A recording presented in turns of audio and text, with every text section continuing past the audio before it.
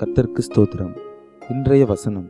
தேவன் தாமே இன்றைய வசனத்தை கொண்டு உங்களை வழிநடத்துவாராக, ஆசீர்வதிப்பாராக. ஆமென்.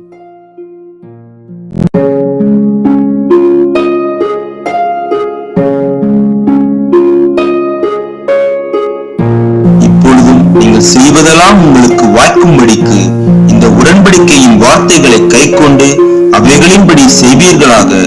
உபாகம் 29 அதிகாரம் 9 வசனம்.